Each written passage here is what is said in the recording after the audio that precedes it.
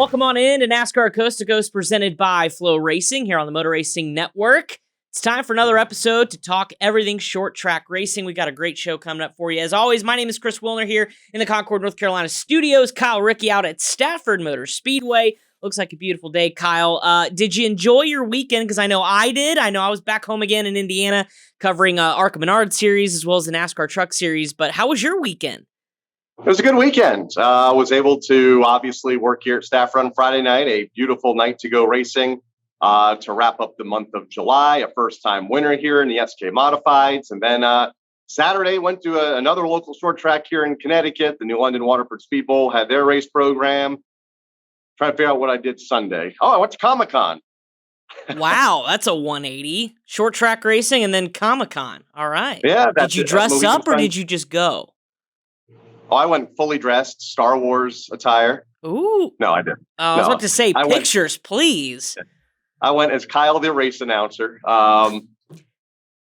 Okay. But, being in radio and being in voice work, there was a individual there by the name of Jim Cummings, who has worked for Disney for 55 years. I'm a Disney guy. And he was at Comic-Con, part of a voiceover acting panel. And then he did a selfie photo autograph deal at his table. And so I was able to meet him. Great guy. I've heard him in the parks for years and years and years and always wanted to meet him. So it was a big weekend for Kyle. Did you tell him that you're coming after his job? No, we're going to keep that a secret. Okay. All right. For those of you that don't know, Kyle has been trying to be the voice of at least the monorail for how many years now? Yeah, a couple. Yeah. Couple. Okay. Well, maybe one day, Kyle. Maybe one day.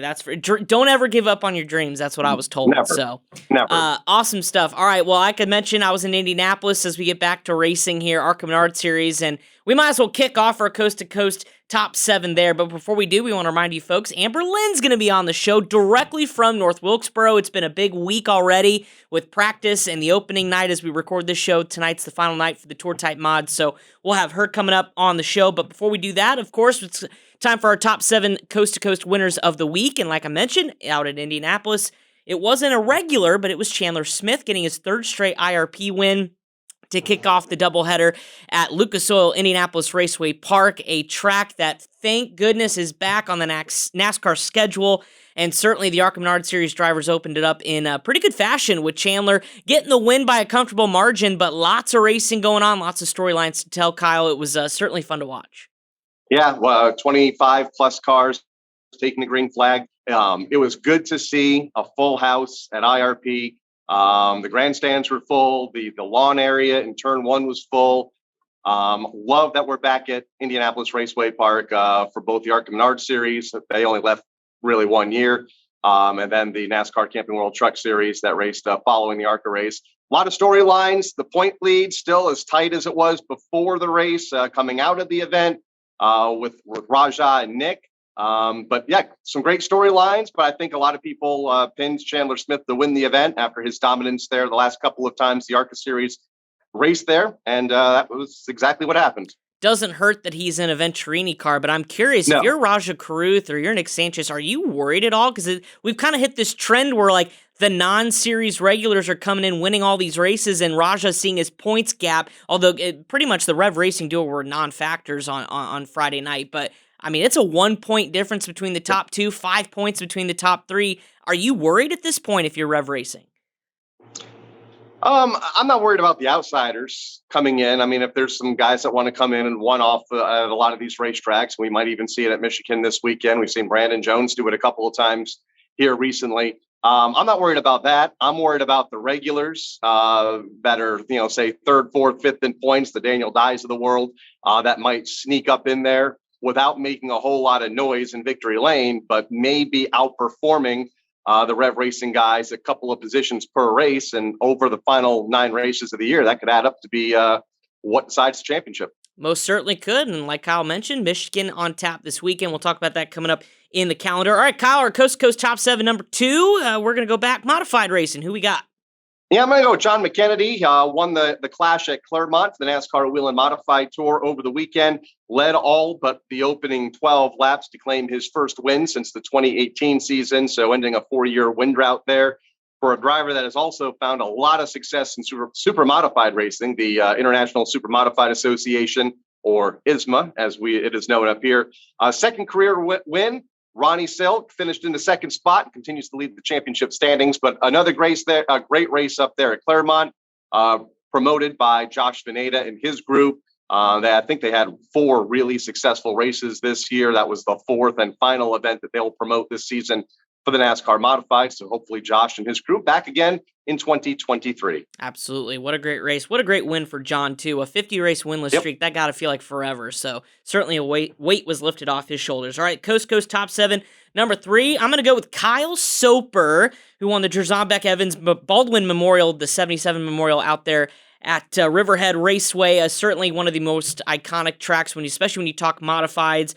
But what a great race, passing Tommy Solomito there with, 7-8 laps to go. A heck of a finish, and a special tribute, Kyle, as well. I know you probably tuned in a little bit. That was special as well.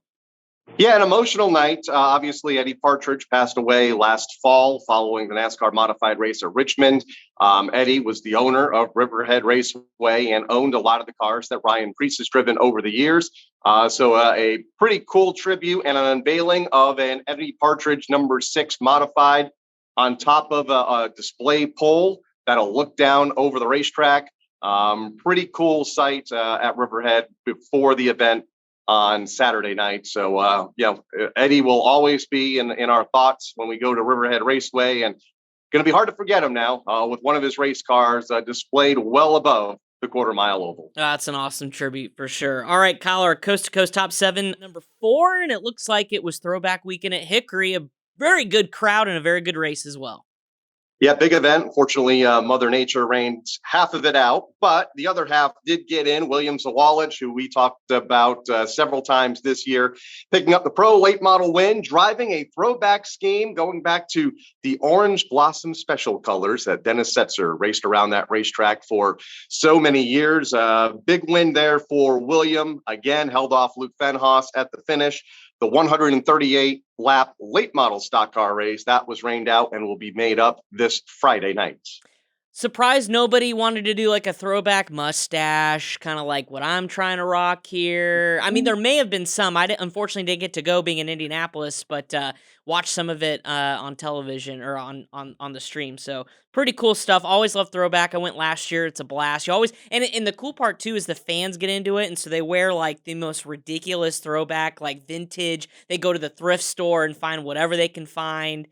Pretty cool stuff. I know I've got some back in the closet as well. Coast to Coast Top 7, number 5. We're going to go with our guest coming up on the flip side of the next break, and that is Amber Lynn. She won the Sportsman 100 out of Bowman Gray. Her latest victory in a pretty relatively short career at Bowman Gray, but very successful. She becomes the winningest female in track history, so congratulations to Amber. Holding off Riley Neal, Justin Taylor there at the finish.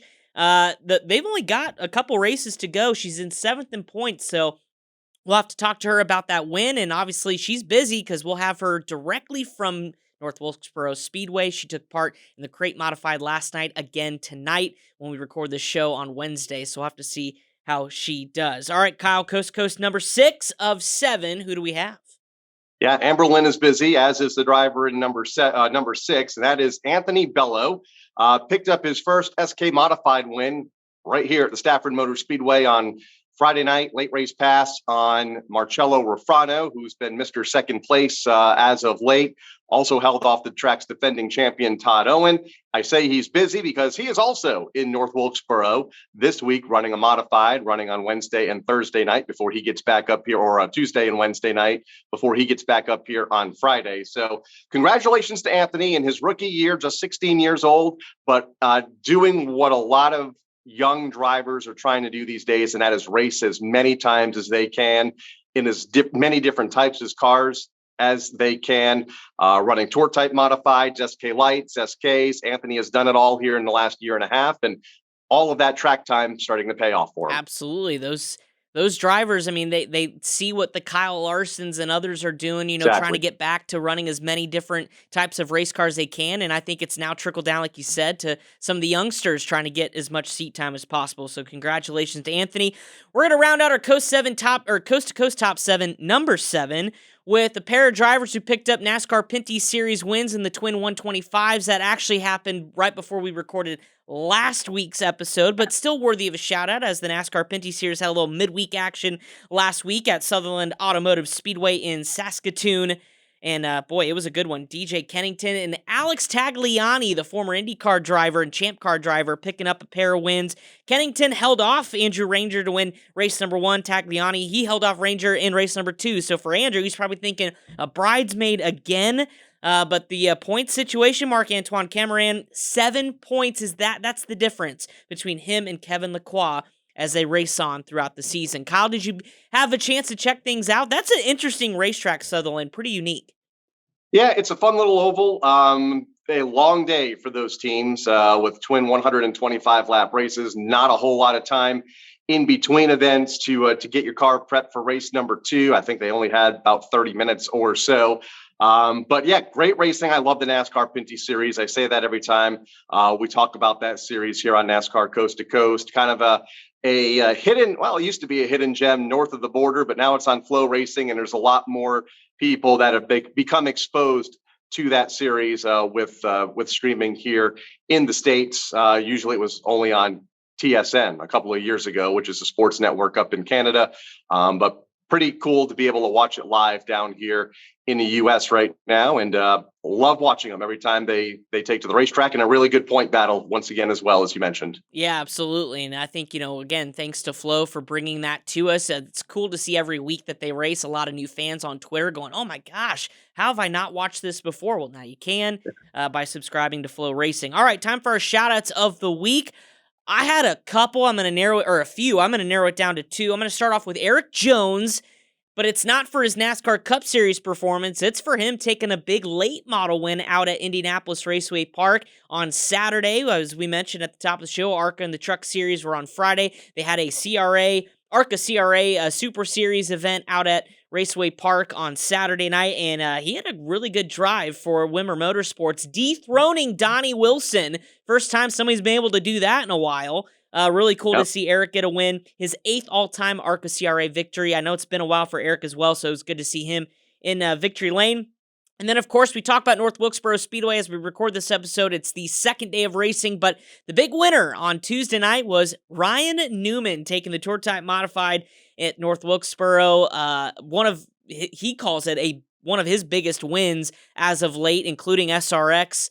Certainly as a driver who's been a part of North Wilkesboro Speedway, or at least has watched it back when he was a kid, and now it kind of gets full circle and gets to victory lane at North Wilkesboro. So really cool to see.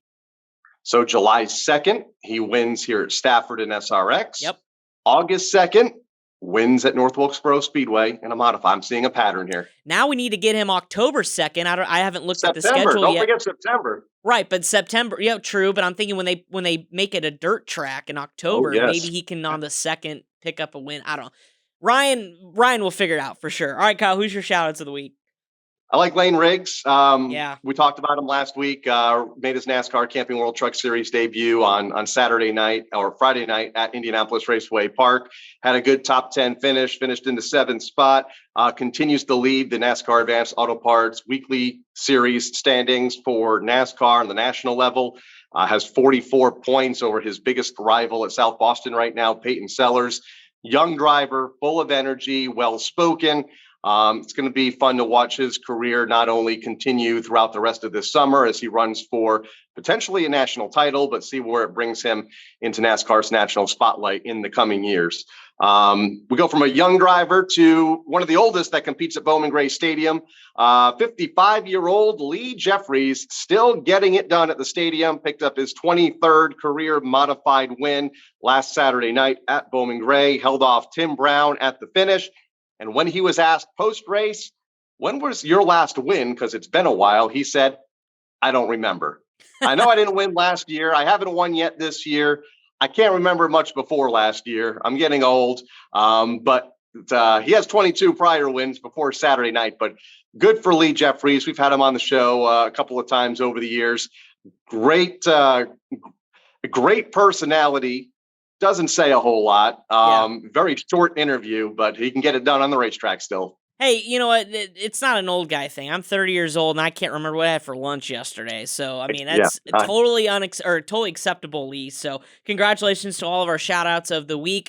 Lane Riggs, we're still trying to get you on the show. He's a hard man to get a hold of now that he's Mr. Successful in the NASCAR Camping World Truck Series. You should have seen him, though, Kyle, on pit road. You would have thought he won the race when he pulled that Hallmark Friesen Toyota down pit lane and climbed out. I mean, the whole family was there. The crew is there. So cool to see a driver have success right off the bat. So Lane will hopefully have him on the show coming up later this year as he goes for a national championship. All right, before we get to Amber Lynn, who's standing by on the phone lines directly from North Wilkesboro Speedway, it's time with our Go or No-Go segment. And Kyle, if you watched the Indianapolis Motor Speedway road course this week, certainly the NASCAR Cup Series had a lot to talk about. And it's a topic that we've talked about on the grassroots level, on the ARCA level, but now we're talking about Cup Series drivers. So this makes me kind of think, should the local short tracks that we cover each and every week, should they be looked at differently than the National Series as far as the officials getting involved with rough driving? I mean, we saw Joey Logano, we saw Ross Chastain, they're going off the track, taking people out left and right. But NASCAR really hasn't done a whole lot as far as the Cup Series, but yet we see a lot of, penalties and things like that, retributions coming on, on the grassroots level. So what do you think? Should NASCAR be getting involved here? Oh, well, I don't know. It's a tough call, but that's what I don't understand. I don't understand why you see rough riding penalties, and sometimes it's not even spinning somebody out. Sometimes it's just moving a driver out of the way on the final lap pretty aggressively, and that driver that did the moving gets penalized by ARCA officials or ARCA East or West, when they're trying to groom the young drivers. But then they get to the national level, and I don't remember the last time we saw a rough riding penalty in any of the national series, the trucks, Xfinity, or in the NASCAR Cup Series. And obviously there was a lot of, especially in the restarts last week, drivers jamming it in there 4 or 5 wide into turn number 1 without a care in the world, because they know I can take these 3 drivers out to my left. Nothing's going to happen to me. I'm going to gain at least 3 spots and continue on. But yet you get the short track level behind me. It's frowned upon. If that would have happened here at Stafford, that driver probably would have been parked or at least penalized a lap or 2, depending on how aggressive it was. So it's like, do you want these young drivers looking up to the Cup drivers or vice versa? I don't know where that line is right now. Yeah, it's difficult, and I'll agree with you. It's kind of hard to say yes or no at this point because it's not really been defined. But we saw it, and I mentioned it at the top of the segment, the Cup Series, but look what happened in the Truck Series. John Hunter Nemechek on a late race restart literally flat out drove through Taylor Gray to go for the win. Now, karma got John Hunter back, and he got moved out of the way on the subsequent restart and ended up not winning the race. But there is another point that nothing happened, just so obviously some sore tempers, and Taylor Gray said over the radio he's not going to finish next week. So heads up, John Hunter Nemechek, if you're around Taylor Gray, he may try to take you out. And then again, that sparks another debate. So it's a never-ending cycle we're going through here, and it's just curious to see if NASCAR will change or if they'll adopt anything. But it's, we'll have to wait and see on that one. Now, I did throw in a wild card, Kyle. You haven't seen this yet, but it reminded me after going through this topic of special treatment for NASCAR National Series drivers that come back and race grassroots racing. And I'm specifically talking about Kyle Larson, who picked up the win, or at least crossed the finish line first at IRP to win his first pavement midget race since 2011, but then was later disqualified, although he's still credited with the win because they didn't want to tarnish Kyle with a DQ, but they took the money and the trophy and gave it to Kyle O'Gara. So the points and the money went to Kyle O'Gara, but the win goes to Kyle Larson. Special treatment? I mean, it's not the first instance I've heard of this before as well. I don't understand that at all. I mean, if you're going to take the money and you're going to take the trophy, then you should probably take the win as well. I don't know all the entire situation behind the Kyle Larson deal at IRP over the weekend, but if you don't win the race, or if you don't get the money of the trophy, you don't win the race. And I don't care who you are. I don't care if you're Kyle Larson or John Smith that races in the division on a weekly basis and finishes 7th or 8th. And, he works his heart out. He has one crew member that's, his 70-year-old father that goes to the racetrack every week and finally gets that breakthrough win. But if you're not legal, and you don't win the race. So, that's a weird one. Yeah, absolutely. And so for Larson, again, there's a reason why they have post-race tech across most series that race on a weekly basis. There's some sort of technical inspection. He was found to be too wide on his midget, and it's a DQ. Like, it's not. Yep.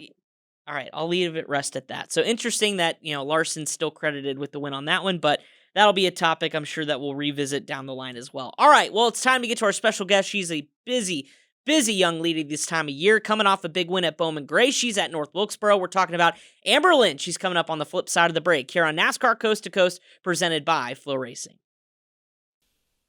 Flow Racing is the ultimate digital home track for race fans everywhere. Subscribe today and stream over 1,300 race events live and on demand. Flow Racing has something for everyone, whether it's NASCAR Weekly Series, sprint car racing, drag racing, off-road racing, and much more. You can learn more at flowracing.com/MRN. That's flowracing.com/MRN.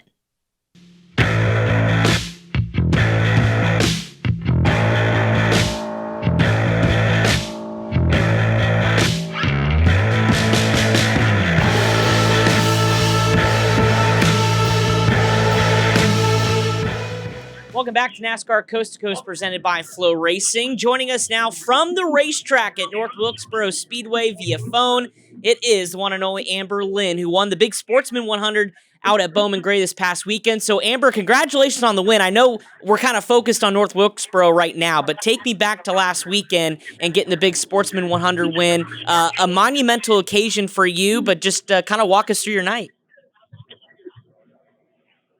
Well, we qualified on the pole, and we've never done that in the sportsman division. It was really, really close. It was only a couple hundredths off of second and third place.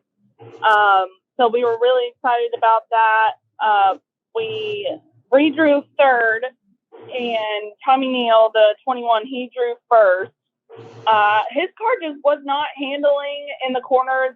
He flipped and flipped and flipped, and I didn't even have to bump him or anything. I just turned and went straight under him and went on. And, we had really good, fun racing on the restarts, especially with Michael Adams. He got up there. We both ran each other clean. He stayed on the outside for a few laps, pretty much every restart. And, I can condone him for the sportsmanship and the clean driving and everything else. I think that's how it's supposed to be. So overall, it was just a really, really fun race to run. I didn't think we were even going to get it in, and half of me was kind of hoping that we wouldn't, because I knew that we had a really busy week this coming week to run the crate mod here at North Wilkesboro. So, but I am pretty happy that we got it in. When you qualify on the pole and you're the fastest in qualifying, how much extra confidence does that give you going into the race? Well, I talked to Tommy in the driver's meeting, and I'm pretty sure he qualified second. And he said that he messed up on his tire pressures. And I was like, man, if my car was pretty good and I only beat him by a couple hundredths, what's going to happen in the race when he, adjusts his car? So, I try to humble myself. And I know it's Bowman Gray and anything can happen at any given moment. So I went into the race hoping for the best, but expecting the worst. And I think that that's every race at Bowman Gray. You were crowned as now the winningest female at Bowman Gray Stadium. I guess, what does that mean to you? But also, it's a hard place to win regardless. So what does it mean to be on that list and just to have more victories like you've had this year and be listed as a multi-time winner at such a difficult racetrack?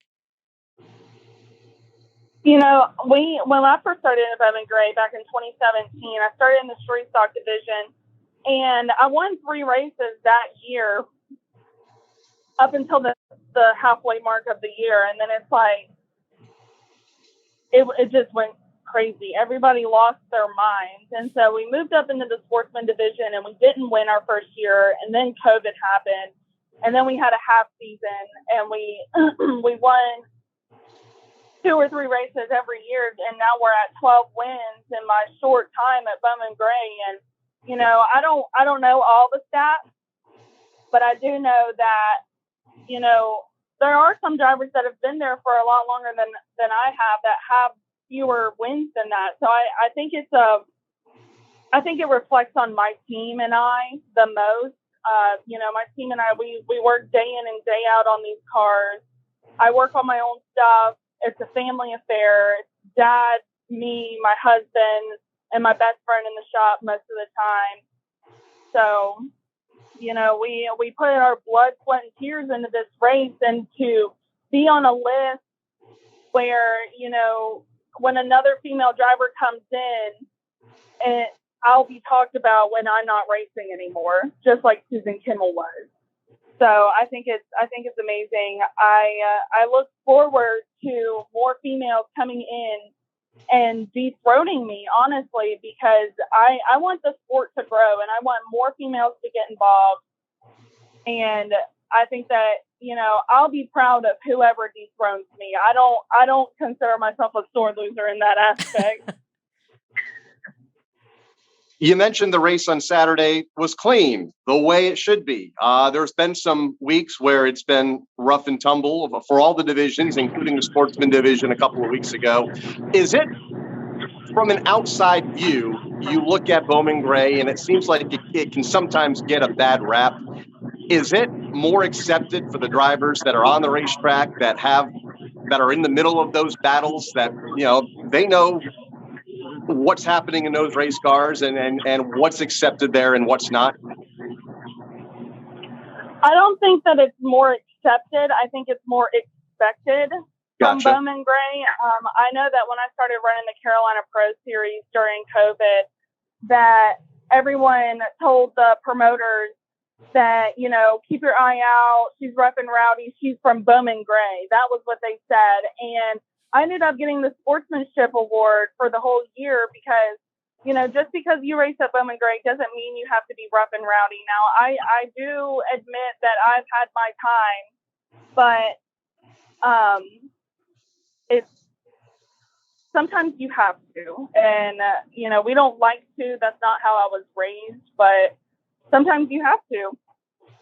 Absolutely, for sure. And aggressive sometimes is the name of the game. Now, shifting gears, you had to quickly turn around. You go from Bowman Gray to now getting ready to run the famed North Wilkesboro Speedway, a racetrack that, you know, it's been talked about over the last years. They're going to bring it back, and all the schedule came out. What excites you most? And now that you've been on track this week, what's it been like from behind the wheel of just being a part of this racetrack revival? Well, I will say that, you know, we weren't the first race yesterday. The full mods, the touring mods were the first race yesterday. And to hear them crank up and hear the fans cheer, I think every single person on top of my trailer last night got chills. And it was such an awesome race, those touring mods. I've never seen a better race than those touring mods last night. And I think it's awesome. This track's been closed down since before I was born. And I think it means a lot because my dad raced here. I think it means a lot to my dad that we're back and we're at it, and we're going to be here for 3 separate events this month, and we're all really excited. And I honestly, whatever I'm racing down here, I'm just ecstatic to be here. Is the crate modified something that you hope to do more of down the road? Yes and no. I would like to try my hand at, you know, one of the touring mods or something. I will drive whatever I can get my hands on for sure. I am enjoying my time in this crate mod. It's really fun. It's a change of pace. And it's something that I just have to get used to. I'm a stock car girl. I don't race modifieds that often. I've raced it a few times here and there, but I haven't raced it in almost a year. And some backstory on that car, we had it sitting out right outside the shop because the shop was full, and a freaking tree fell on it. So it was in pieces. all last week, and we just got it ready. We knew this week was coming, but with Bowman Gray and everything else we have going on, we just got the car ready, and we did get in a little incident last night. We had to rebuild the whole entire left front of the car, but we just ran practice. I'm looking at Race Monitor right now. We're third on the board, and we have high hopes for tonight. What's the biggest challenge for you as a driver when you go or go into this crate late model or crate modified, and how you're able to attack it differently than what you're used to? So I think for me, it's a mental thing. Well, it's two things. It's the fact that it steers completely different, and it's a mental thing. I can see the tires. I can see the wall getting close to getting ready to jump out and grab that right front tire. So it's a big mental game, these modifieds. And I have a bad habit about not sucking up to the wall anyway.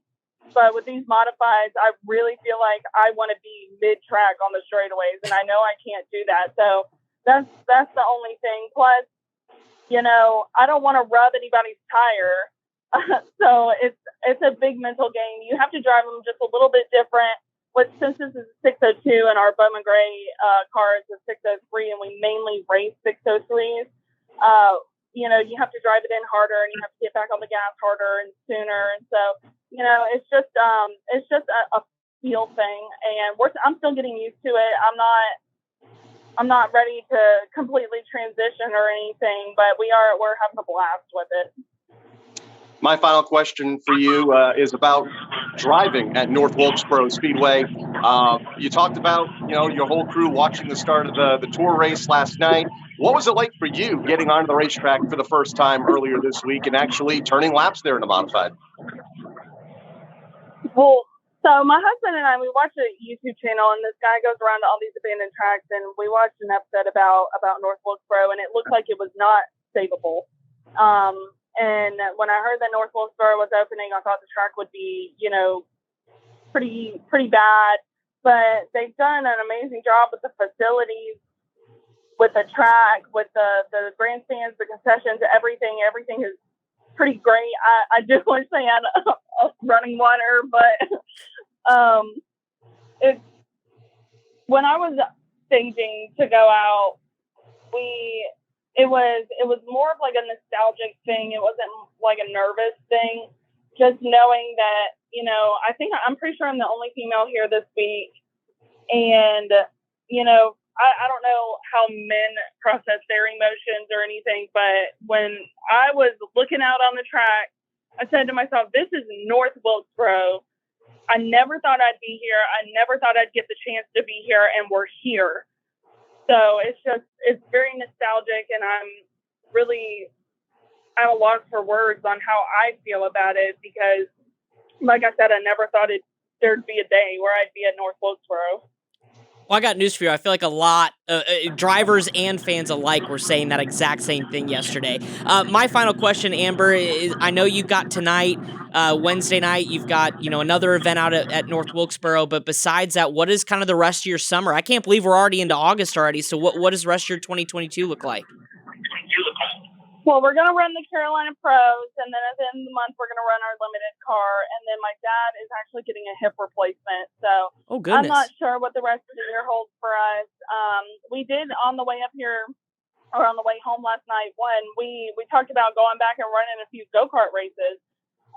We're very tired. It's been a very long month with Bowman Gray and North Wilkesboro, and we're all pretty tired. So we might take a step back at the end of this month, and my husband races go-karts, so I might go try to wreck him or something.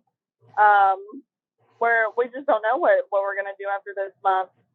Well, hopefully there is some rest and relaxation in the future. You guys certainly earn it, and best of luck to your dad on the surgery. That's pretty major. Yeah, but hopefully it helps him out. I know he struggles with it. Dad's the welder in the family, so if there's anything that needs to be welded, especially under the car, he's the one that has to crawl under there to do it, and it's a struggle for him to get back up. And a few years ago, he and I had a very emotional battle about everything, because he's had 2 heart attacks, and now he's getting a hip replacement. So we had an emotional battle about, where are we going to go with our racing and what's going to happen, because, I know he can't do it forever. So. Sure. Well, we're thinking of him. Best of luck and everything. But and more importantly, good luck tonight. Congratulations on your latest win at Bowman Gray, and hopefully we'll catch up down later on this season. All right. Thank you guys so much for having me. Thank you so much. That's Amber Lynn, big sportsman winner out at Bowman Gray. She's back in action tonight at North Wilkesboro Speedway. Coming up next, we've got Go With The Flow, the calendar. It's all next on NASCAR Coast to Coast, presented by Flow Racing.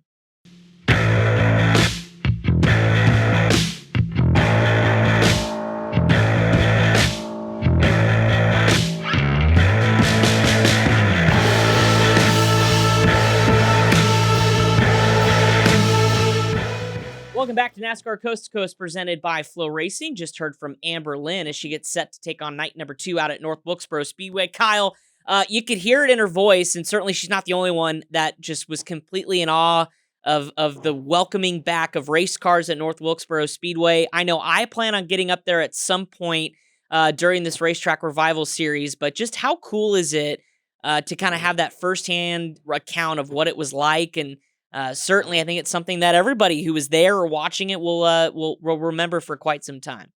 Yeah, well, I mean, like Amber said, when they last ran the Cup Series there back in 1996, she wasn't even born yet. They did have a very brief reopening, I believe, in 2010 with the modifieds, and I believe the Pro All-Star Series race there, past super late models. Chase Elliott won, surprise, surprise. I was able to go that day, and it was just the coolest thing to be in the grandstands at North Wilkesboro Speedway, walking up that midway behind the old signage on the scoring tower, or one of the towers, that said Winston Cup Series. It's still there, that signage. I saw a lot of photos from last night. I was amazed by the crowd. Yeah. A Tuesday night and a full front straightaway. That's got to be at least 10,000 or more people that packed in at North Wilkesboro on a Tuesday night to watch modifieds in action, along with the support divisions like the sportsman modifieds like Amber Lynn competed in. Great race, great crowd. I hope this is a sign of good things for the future for that racetrack. Yeah, they were rolling in. I saw on Twitter hours before any cars were on track, and the line to get in, the parking lot was full. I mean, that just really gave you a shot of energy in the arm just to see all the fans out there. So it'll be fun to watch. As we record this on Wednesday, they got night number 2 there. Of course, they've got a full-on schedule. I know Cars Tour is going to be there coming up in a little bit, and Dale Earnhardt Jr. is going to be in that race, which is, you can only imagine the crowd when he takes the racetrack there for sure. So looking forward to it. We're going to wrap things up with always our Go With The Flow calendar for this week, and it is stacked. Whether you like dirt racing or whether you like pavement short track racing, we've got it all for you, and it all kicks off with the ARCA Menard Series back in action immediately 1 week after IRP. It is the Henry Ford Health 200 Saturday at Michigan, the big super speedway, I like to say, for the ARCA Menard Series, 6:30 p.m. Eastern on MRN. Kyle, we're starting to get kind of down to it. I know there's still a good handful of races left, but is this an opportunity for Nick Sanchez and Raja Karuth, as we talked about at the top of the show, to kind of right the ship here, because that points gap is shredding or slimming down, and Daniel Dye is right there for the taking? Yeah, and I feel Daniel has a little bit more momentum here recently than Raja and Nick. They got off to a very strong start at the start of the season, able to open up quite a big point lead, which, like you mentioned, is shrinking for one reason or the other. Obviously, they both ran into issues at Mid-Ohio in the rain. Very quiet last week at IRP. So we'll see what happens this weekend. I haven't seen an entry list yet, see if any more outsiders are scheduled to participate in the race and maybe try to steal another trophy. Like what we mentioned, Brandon Jones earlier. He did that at the Iowa Speedway earlier this year, and obviously Chandler Smith last week at IRP. So, but being with the ARCA race after the truck race, we may not, or after the Xfinity race on Saturday, we may not see that, because a lot of those drivers use ARCA as a lead-in to the truck race or the Xfinity race, and that won't be the case this weekend with the ARCA race being run after Xfinity. That's a good point. That's a good point. So we'll have to see when the entry list, officially comes out. I don't expect, like, we had Mamba Smith on the show last week. I don't think he's going to run, but I do want to give him a shout out as well. A top 10 performance, getting eighth, I believe. And it was cool to see AJ Allmendinger out there. Got to talk to him. We talked about the napkin with the $8,000 and all that. He was out there to see what his investment was doing, and he was out there calling the shots on the box. So that was cool to see as well. All right, speaking of this weekend, NASCAR Pinty Series, we talked about their little midweek doubleheader last week out in Saskatoon. Well, we've got the Three Rivers in Quebec this Sunday. Yes, they run on Sunday on Flow Racing, 60 laps, 1.5 mile street course. Alex Tagliani, the defending winner. We're starting to really get into the thick of things of the point battle. We kind of talked about it where Kevin Lacroix is right there, 7 points behind Cameron. So what do you think, Kyle? I mean, I think at this points battle at this point, considering where we are in the season, and it's pretty tight pretty much all throughout, I don't expect that to change this weekend. Yeah, and they just have a couple of races left. Yeah. I think their final race is next month in early September. So, anything can happen. It's a street course. That's what makes those races fun to watch. We talked about outsiders for ARCA. There's a little bit of an outsider here on the entry list. 1997 Formula One champion Jacques Villeneuve returning to the NASCAR Pinty Series this weekend. He'll be in the field on Sunday afternoon. So he'll be fun to watch. The championship battle.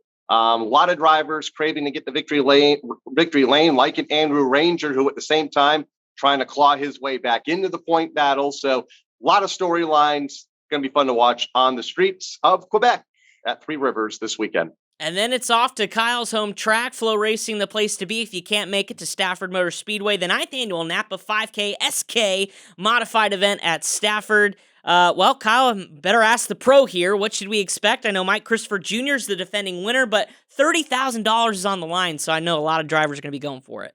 And $5,000 guaranteed to the race winner before the bonus money. The track, again, in conjunction with Napa Auto Parts, putting together this Gambler's Challenge, which drivers can buy into at $100 per car. Napa will then double that. So it can be up to $5,000 if there's 25 cars in the race, which is what we're expecting. That $5,000 will either go to the top 3 finishers, the top 5 finishers, the drivers that finish 6 through 10, or the drivers that finish 11th to 20th. And that'll be determined by a blind draw in victory lane post-race. So you can buy into it. And if you finish in the top 20, you at least have a shot at a cut of that bonus money on top of the $30,000 purse that is already being presented. So big night for the SK Modifieds. And of course, it'll be on Flow Racing beginning at 6 p.m. Eastern time. I cannot wait to tune in for that. Talk about, like you said, blind luck to get the draw, where that line, where the payout's going to be. That's going to be fun to watch for sure. Thank you so much, Kyle. All right, BC 39 finale coming up tonight. If you're watching this episode on the afternoon, you've got a couple hours before they hit the dirt track at the Indianapolis Motor Speedway. A lot of NASCAR stars in this one. Chase Briscoe, Ricky Stenhouse Jr., Kyle Larson, the defending winner. Sheldon Creed has got a midget entry in this one, which is cool because I get to watch him up here at Millbridge Speedway in the micro. Lot on the line, not just the prestige, but obviously it's all done to honor the late Brian Clausen, 39-lap feature tonight. Brian passed away in 2016 in a midget racing accident, saved 5 lives by being an organ donor. So the whole Driven to Save program is involved with this one. Super cool. It was always Brian's dream to have a dirt track at IMS, and it came true several years ago, and the next installment is tonight. So it'll be fun to watch that one on Flow Racing Thursday night. And then we go to South Boston Speedway, a couple twin 65 lappers for the late models, Kyle. That should be good. And it's for what, 65 years of racing at South Boston? Can't believe it's been that long already. It's the start of, well, you weren't there for year one. Who are you kidding? But yeah, 65 years, South Boston Speedway. It's a month-long celebration for their 65th anniversary, and it kicks off this weekend with twin 65-lap features. Peyton Sellers, Lane Riggs, continuing the battle for not only the track championship, but also the national championship. And it's these type of twin races that are really keeping those two drivers, as they usually do every year, in the national championship battle. That's why we talk about South Boston so much. The car counts are big, and twin feature nights like this is really what helps those guys when it comes to NASCAR's national standings with the Advanced Auto Parts Series. So going to be fun to watch also on Flow this weekend, Saturday night. Absolutely. Also on Flow, Bowman Gray, Hickory, Evergreen, Meridian, you name it. They're going to be on their weekly series as well. And don't forget, quickly approaching, as Jeff Striegel every day on Twitter gives us the countdown, the Battle at Berlin coming up this week on Wednesday, August the 10th. So right before we record next week's episode, we'll know who's going to take home the big Battle at Berlin. $30,000 to win up there in Michigan, and all the stars have entered, whether it's Bubba Pollard, William Byron trying to extend his streak in a late model. Ty Majeski's entered as well, one of the big winners there as well. So take your pick on who's going to win that one. I know Jeff's super pumped about it. The facility looks great. They've had a big summer, whether it was, really all the races they've had there, whether it was non-wing sprint cars, they had super modifieds, they've had everything, late models. Really cool, the Money in the Bank show. I can't wait to see who's going to be the next winner of a big show out at Berlin. Should be a good time. Yeah, they've had a lot of big events. Jeff has been busy prepping it all. He's done a great job. I really want to go to Berlin Raceway, not only to see the racing, but to see this party patio that he's been talking about all summer.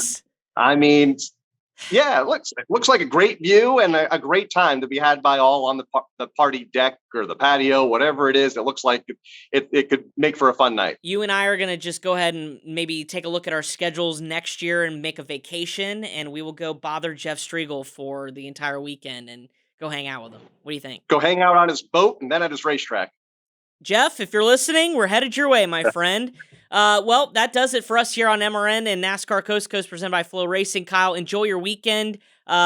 Big event up there at Stafford. I can't wait to tune in. I will be covering IMSA out at Road America, one of my favorite road racing facilities, but I will be tuned into all the grassroots action as well on Flow Racing. So for Kyle Rickey, I'm Chris Wilner.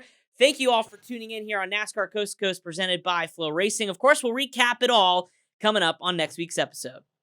Flow Racing is the new home of NASCAR grassroots racing. Subscribe today where you can stream nearly 1,300 different events live and on demand. See NASCAR legends past, present, and future battled out in dirt late models, sprint cars, and more at your favorite local tracks each and every week. Find your next favorite driver by going over to flowracing.com/GoMRN. That's flowracing.com/GoMRN.